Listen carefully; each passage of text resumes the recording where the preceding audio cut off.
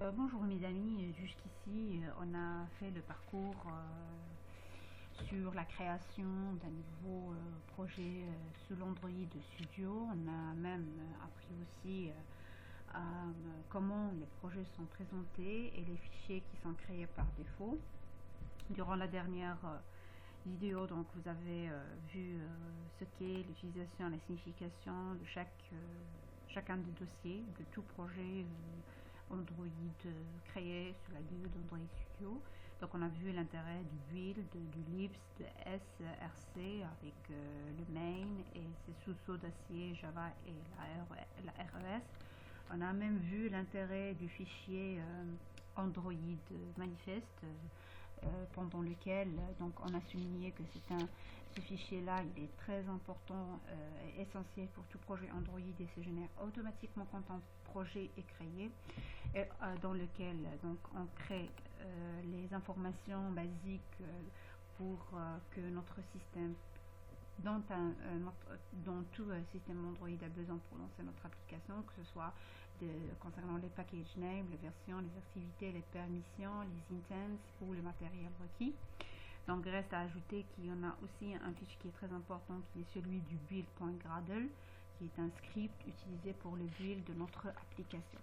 Donc à ce niveau-là, donc on continue notre parcours de l'interface de l'IDE d'Android Studio. Donc afin de naviguer au niveau des settings, donc on a deux phases, soit de cliquer sur ce bouton là auquel on peut arriver aux settings et la configuration de notre projet, sinon on parcourt le menu file et le setting. Donc concernant les settings liés à notre projet, donc comme vous le voyez, on trouve l'appearance and behavior, KMap, editor, plugin, version control, build execution deployment, languages and frameworks et the tools. Donc il y a pas mal d'options qui s'avèrent très importantes à savoir, voir par exemple, on commence par celle du code. Donc le code style, donc à ce niveau-là, vous pouvez configurer le code style par défaut. Vous pouvez choisir par exemple celui de Groovy, donc changer la size, les indents, la continuation indent. Donc comme vous le voyez, les space, wrapper and the brasses, blank line and the import. Si par exemple on peut changer pas mal de configurations concernant le code style lié à HTML, comme la taille, la tab size, etc. And order, comme vous le voyez, insert new line before, remove new line before, donc etc. De même pour Java, JSON, pour properties and XML. Donc bref, on peut configurer à ce niveau-là les codes style par défaut.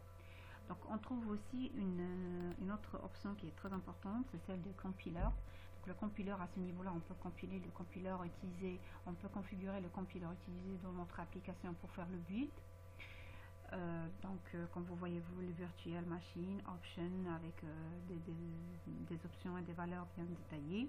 Donc on peut cocher celle-là pour faire le compiler independent module in parallèle, donc que le module soit compilé de façon indépendante et en parallèle. Une autre option qui est très importante, c'est celle des Gradle.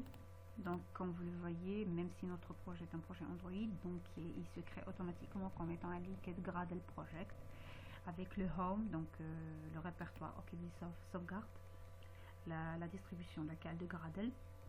Donc reste à ajouter que le Gradle c'est quoi? Donc c'est un outil similaire à Apache Ant et Apache Maven, donc qui est basé sur le Groovy, donc pour le build et la génération de nos projets Java.